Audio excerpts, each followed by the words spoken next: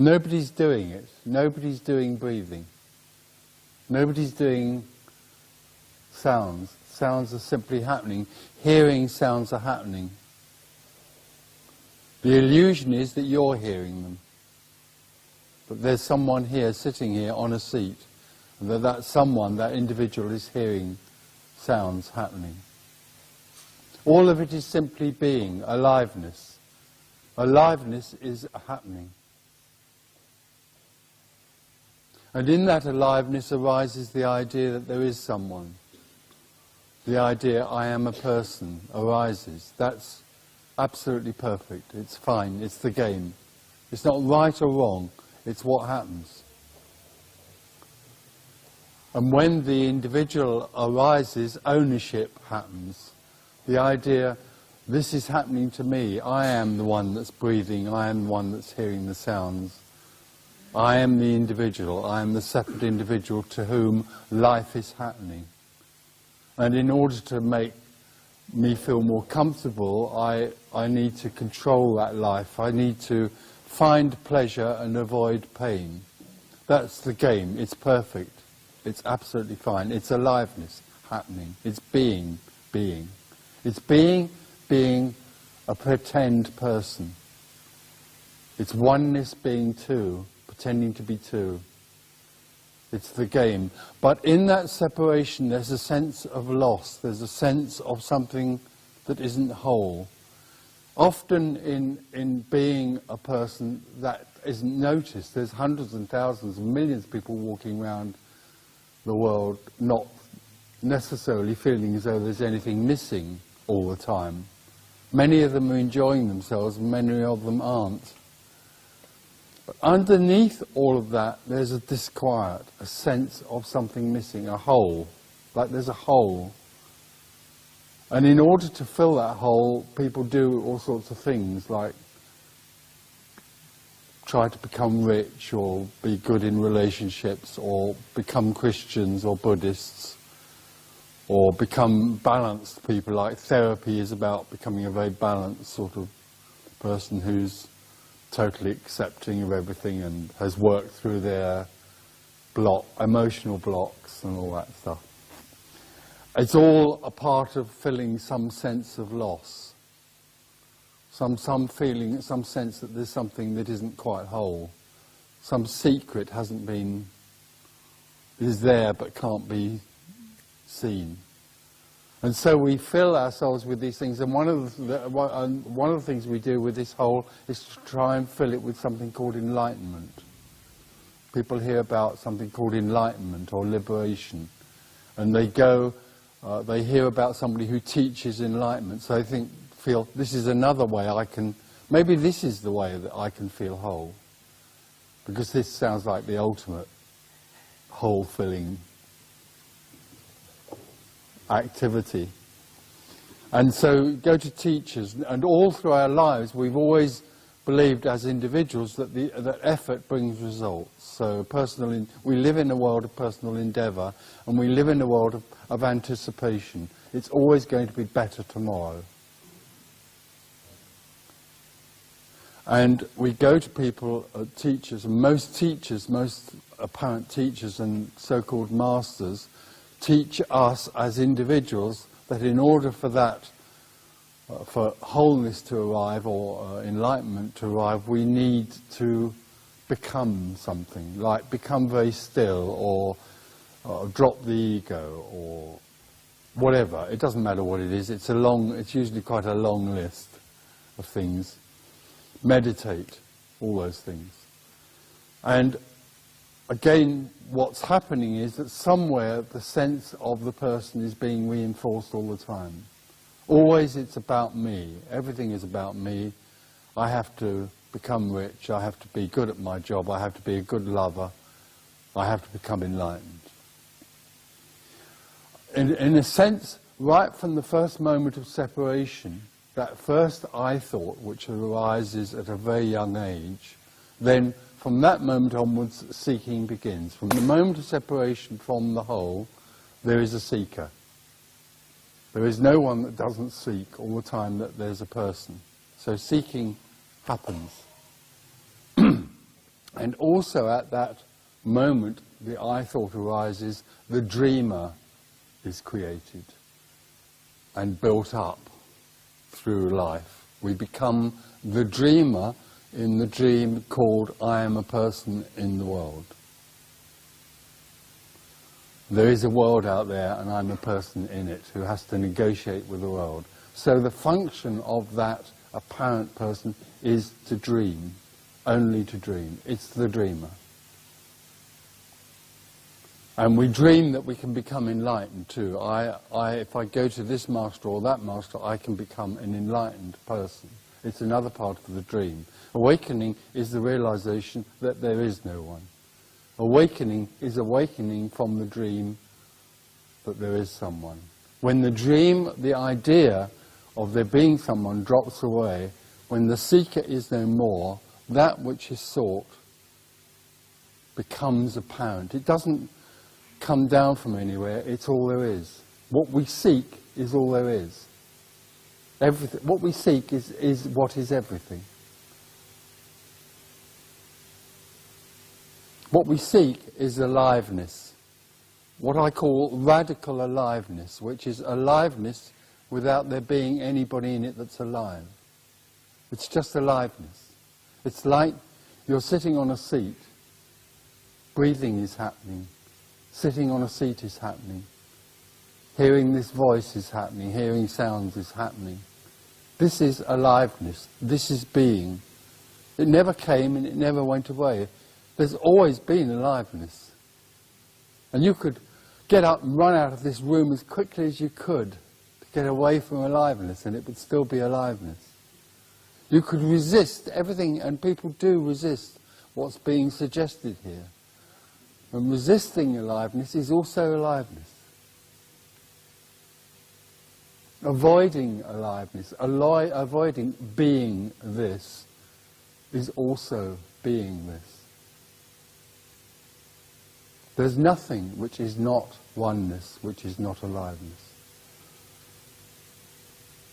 And in some way or other, the dreamer thinks they have to find aliveness, they have to find being, they have to find oneness or enlightenment. So they spend their time looking for enlightenment. That is also aliveness. There's nothing right or wrong with it. It's absolutely what it is. And then people hear or come to realize that what they're looking for, they can't find. There's a realization with some people that they can't find what they're looking for, and they don't even need to find it. And there's a dropping away of the idea that I am a separate person. And there is that which is sought.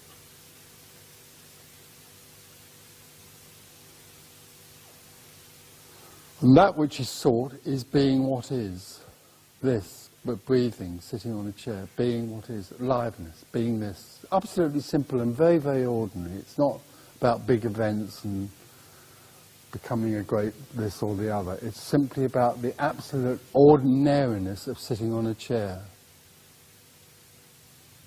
Then the miracle is that when you're sitting on a chair, you're still doing something in it. You're still looking, there's still looking for something. You're not really sitting on the chair, you're waiting for the next moment. The miracle is when you are not, there is just sitting on a chair. And then wonder arises, childlike wonder of this.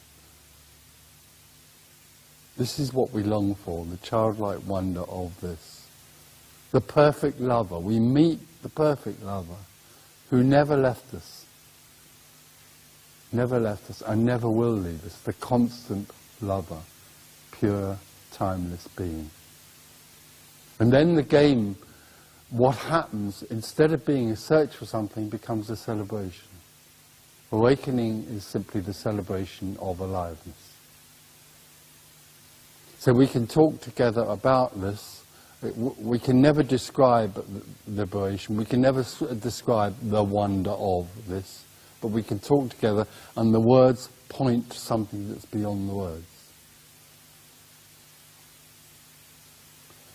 In a sense, here it's possible to come to see that this is it. Not that at the end of this talk, it's going to happen sort of this evening or next week. Even halfway through, you know, if he answers the right question or if I get the right answer, then that'll be, that isn't it, this is it. This is it.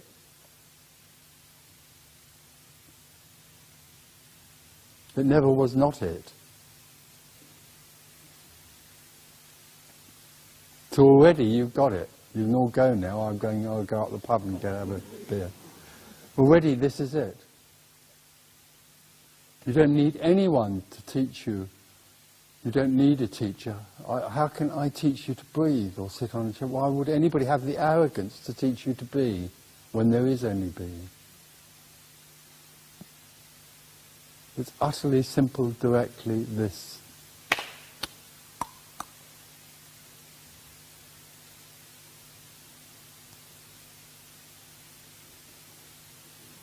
All the teachers are doing is teaching you to become something.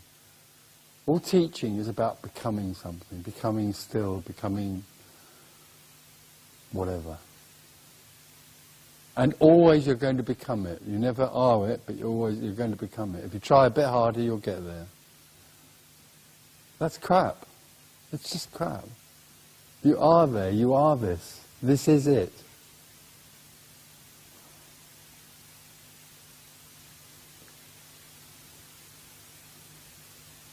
This is the beginning of the end. But this is also the end of the beginning.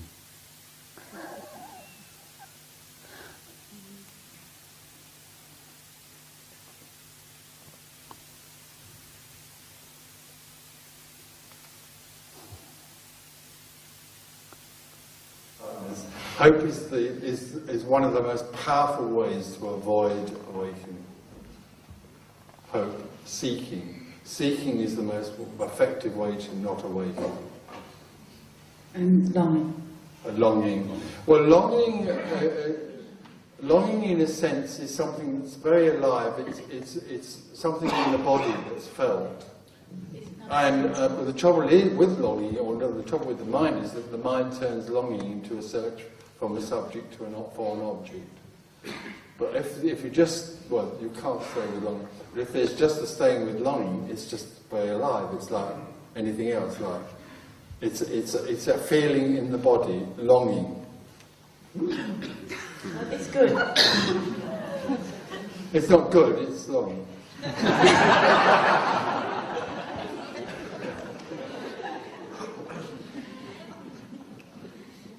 How can you be sure that this is all there is?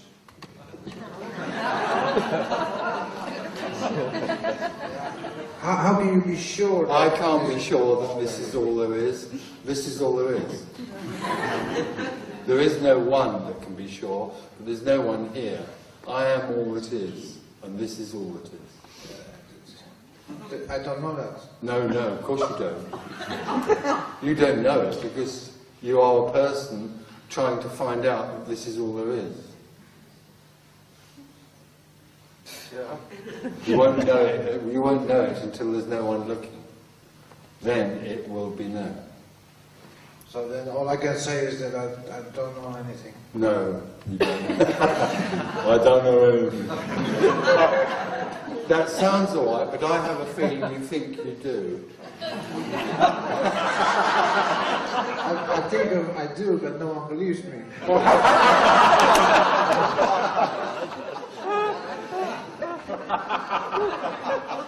You sound like a politician now.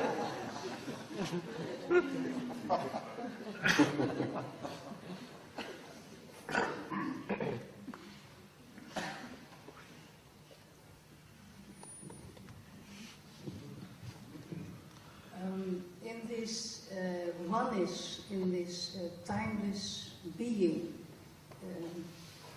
is evolution, is that a concept? Yes, evolution is simply part of the dream.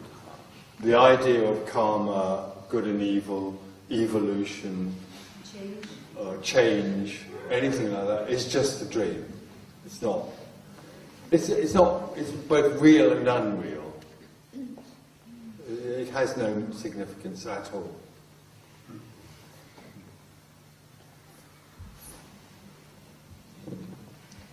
So, in order to come out of the dream, I have to do nothing. No, because if you think you have to do nothing, then there's someone doing nothing. All you end up with is someone doing nothing that has no relevance to awakening at all. Because what you are is someone very busily doing nothing. So what can I do? I'll tell you what you could do. You could start a club. There's a guy over there.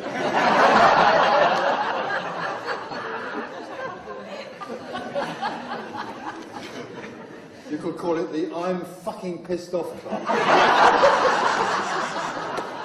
That's right.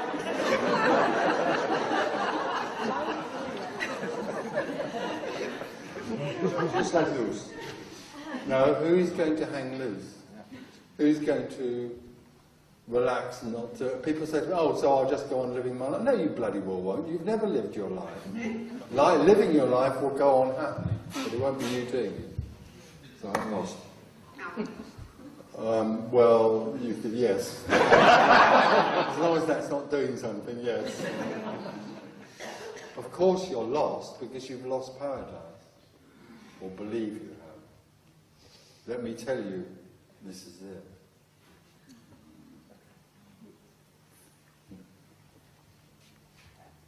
Now, and that hopelessness is still hope, of course. Yeah, hopelessness, yeah. The movement of hope Yeah, continues yeah. in that so-called hopelessness. Yeah, yeah. So when you would say, I almost expected you to, that you did that, give up hope. Yeah, no, you can't. No, that's the same thing. Giving up hope is being hopeful. It is. Yeah. I'll give up hope. Yeah.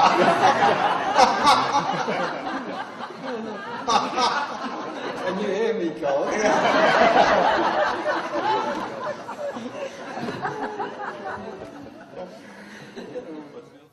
What is the difference if you are in pain, if you are being crucified? And now, I'm not going.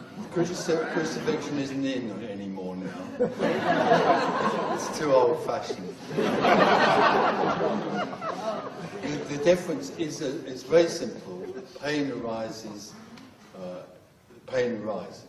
Or someone believes they are a person who has pain. is there any advantage in? None at all. The only thing is that all the time that you think you own pain, then there's obviously some sort of sense of it happening to someone. This is the imprisonment. The difference is between imprisonment and freedom. One is boundless, the other one is bound. That's all. And as long as you believe that it's happening to you, then there's nothing you can do about it. There obviously isn't, no. Because you are the dreamer of the idea of imprisonment. The dream of there being a separate individual is the dream of imprisonment. And the teaching that you can get out of that is also the teaching of imprisonment. Because the teaching that there's something that you can do about becoming enlightened or free imprisons you in the idea that there is someone called you. So it further imprisons you. So could you make then I can make the final statement and say, okay, I'm not free, I'm finished. Yeah, if you want to. I don't give a fuck, really. You can say what you like. Oneness has no interest in that story. Oneness is that story, but it has no interest in ending or not ending that story. So there's no agenda. Then it's all about being aware of oneness. But who is going to be aware of oneness? No one, but as long as you experience oneness. No one has ever experienced oneness. All the time there is someone looking for oneness. Then is the separation, and then there's also no way to get out of it once that is going on. I know what is being in oneness, it's the most easy thing. But once you're out of it, there's no way you can get back to it because...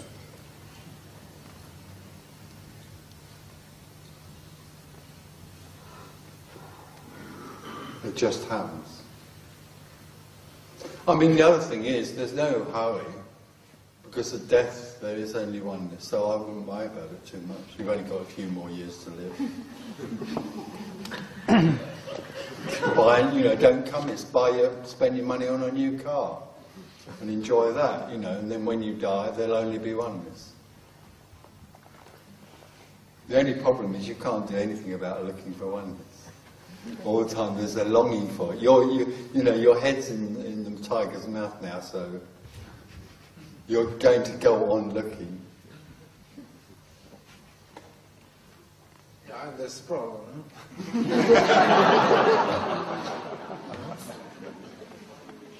I gotta go on looking, although I found it already many times. Well, you have never found one, and nobody ever has, but oneness has arisen. And then you come back and think you found it. And that you can have it and keep it. Like you have everything else, like pain and money and lovers and all that. It's the one thing you can't have because it's everywhere. It's the one thing you can't lose because it's everywhere. It's the one thing you can't attain. Because Once it's you're in all the there. process of looking for it, and nothing or no one can help you, right? Absolutely. I'm not helping you. I'm not interested in helping you because I don't see anyone there to help. But anyway, I can't help you. How can I help you? You are already that. There is only that.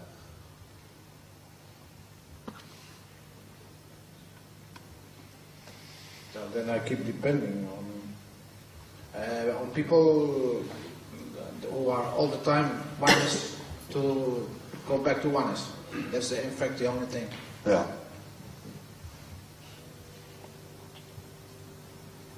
That's good for you. It's not good or bad. It is what it is.